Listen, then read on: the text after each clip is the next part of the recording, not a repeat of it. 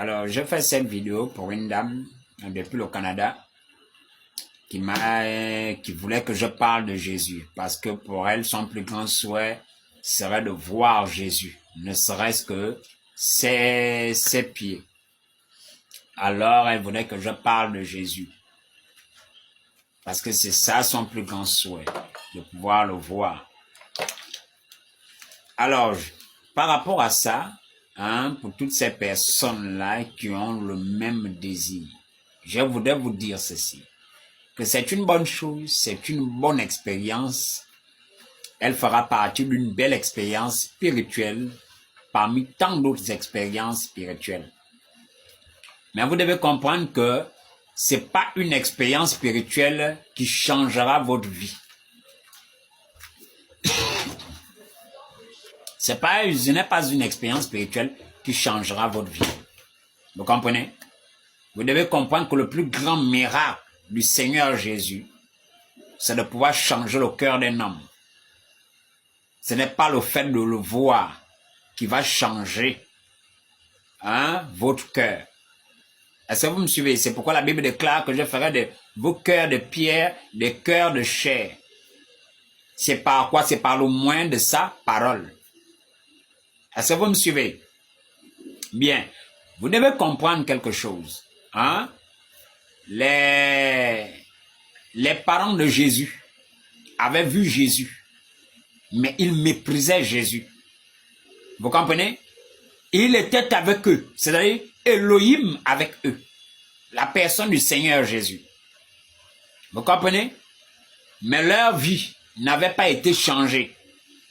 C'est que plus tard, bien évidemment, lorsqu'ils vont reconnaître la seigneurie de Jésus. Mais sinon, lorsque Jésus était au milieu d'eux, sa mère et ses frères et tout cela ne croyaient pas en lui. Vous comprenez? Vous pouvez voir Jésus physiquement, puis vos vies ne changent pas.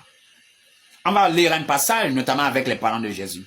On va lire le livre de Marc, chapitre 3, verset 21. Que disent les Écritures? Alors, la Bible déclare, les parents de Jésus ayant appris ce qui se passait, vinrent pour se saisir de lui, car il disait, il est hors de sens. Ça voulait dire quoi? Quand on dit eux, c'est-à-dire que les frères de Jésus, la mère de Jésus, etc., ils arrivent. Ils viennent, ils vont dire à Jésus, ils viennent pour se saisir de lui, parce qu'ils disent qu'il est hors de sens. Ils disent que Dieu est hors de sens. En deux termes, ils sont en train de dire qu'il déraisonne, il est devenu fou. Est-ce que vous me suivez? Ils sont allés à de tels péchés. Pourquoi? Parce que par rapport à l'apparence, ils ont méprisé l'homme. Vous pouvez voir Jésus, vos vies ne changent pas. C'est la raison pour laquelle eux, ils pouvaient tenir des propos comme ça. Vous comprenez? On peut voir beaucoup, il y a beaucoup d'autres passages dans le livre de Jean chapitre 7. Vous allez toujours voir Jean chapitre 7, vous allez toujours voir des échanges entre Jésus même et ses frères. Ils ne croyaient pas en Jésus. Ce n'est que plus tard.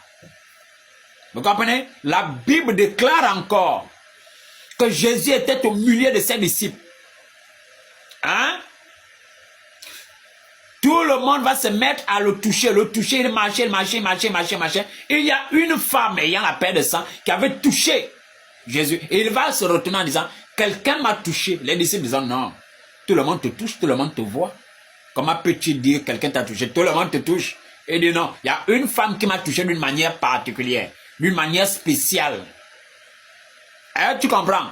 C'est lorsque vous ne pouvez avoir un autre regard sur la personne de Jésus, c'est-à-dire voir derrière l'enveloppe Chanel, voir derrière le voile, que par la révélation. Et lorsque vous avez vu ce qu'il est, vous comprenez? Vous ne pouvez pas être la même personne. C'est la raison pour laquelle lorsqu'il faisait des révélations sur sa propre personne, il disait souvent à ses disciples de révéler cela à personne. Parce que ce n'est pas encore le temps de révéler ces choses. La Bible déclare encore qu'il était au milieu de qui? De ses propres disciples toujours. Il va leur dire, que dit-on que je suis? Que dites-vous que moi je suis? Alors les autres diront, on dit que tu es Élie, on dit que tu es Jean-Baptiste, on dit que tu es un des prophètes. C'est Pierre qui va venir vers Jésus et dire, Seigneur, moi je crois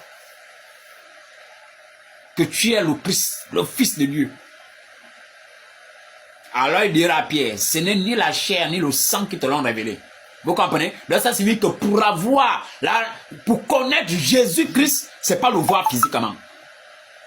C'est pas voir physiquement Jésus qui sauve. C'est d'avoir la révélation de qui il est. Et qu'est-ce qu'il est? Son identité qui change. La réelle identité de Jésus, elle est parole. Lorsque la Bible déclare que la parole a été faite chair, ça signifie qu'elle a porté un voile. Donc ce qu'elle est par rapport à son origine, elle se retrouvait à ce moment-là dans l'enveloppe, cachée derrière l'enveloppe. C'est pourquoi les parents de Jésus pouvaient mépriser Jésus, cracher sur lui ses frères et sa mère, parce qu'ils ne comprenaient pas que c'était la parole dans l'enveloppe. Ou encore sous la forme d'une enveloppe, sous une forme méprisable. Vous comprenez? La parole, vous pouvez voir Jésus-Christ de Nazareth. Vous comprenez? Et puis vos vies ne changent pas. Les expériences spirituelles sont belles, c'est beau, c'est bien. Ça peut booster à nouveau la foi. Mais ça ne change pas le cœur. La seule chose qui a le pouvoir de changer le cœur, de transformer totalement une vie et de purifier, c'est la parole. C'est pourquoi il déclare dans sa parole, dans le livre de Jean chapitre 17 verset 17, pédophile, hein? Pas ta vérité, ta parole est la vérité. Vous comprenez? Seule la parole peut purifier les cœurs. Seule la parole peut transformer les cœurs. Vous devez comprendre ça. Est-ce que vous me suivez? Donc, vous aurez beau voir Jésus-Christ Nazareth physiquement. Et puis vos vies ne changent pas. Vous comprenez? La puissance de Dieu ne se trouve pas dans son apparence. Elle se trouve dans ce qu'il est originellement. Et originellement, il est quoi? Il est parole. Parce que la Bible déclare, au commencement était la parole. Vous comprenez? Et lorsqu'elle rentre dans un cœur, c'est la raison pour laquelle la Bible déclare, selon ce qu'avait dit Elohim, à la personne de qui? À la personne de Moïse. Nul ne peut voir mon visage et vivre. Mais lorsqu'il va être devant Moïse, il va se glorifier de quoi? De ce qu'il est. Vous comprenez? De sa nature divine. Il est le Dieu miséricordieux qui bénit, qui fait ceci, cela, qui pardonne les péchés, etc., etc., mais qui ne tient pas le coupable pour innocent, etc. Voici ce dont il se glorifie. Et qui était le visage d'Elohim? Le visage d'Elohim, c'était la personne de Jésus. Hein? Ce qui voulait dire, personne ne pouvait voir Jésus-Christ et demeurer le même. Mais voir Jésus-Christ comment? Pas sur la forme physique, parce que ses parents l'ont vu. Ils étaient mieux placés que nous pour croire en lui. Mais eux, ils l'avaient traité de fou. C'est pas voir Jésus physiquement. C'est le voir sous sa véritable forme.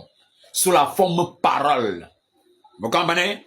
Aucune puissance. C'est la raison pour laquelle la Bible déclare, il n'y a pas de vérité il n'y a pas de pouvoir, de puissance contre la parole, contre la vérité. Il n'y en a que pour la vérité.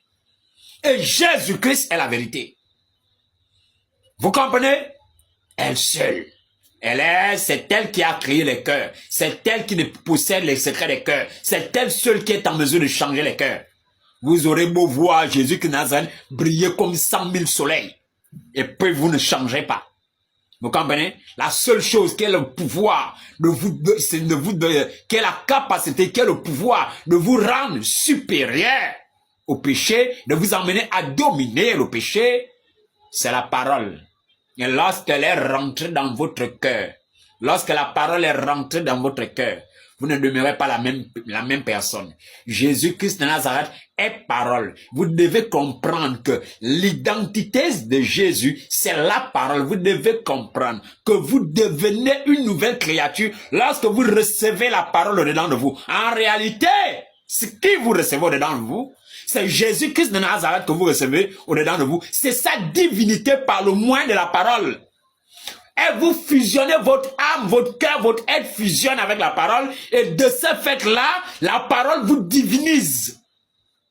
Est-ce que vous comprenez? Vous devenez un être spirituel par le moyen de la parole qui est rentrée dans votre cœur. Vous n'êtes plus la même personne. La parole, c'est ça Jésus. pas l'enveloppe.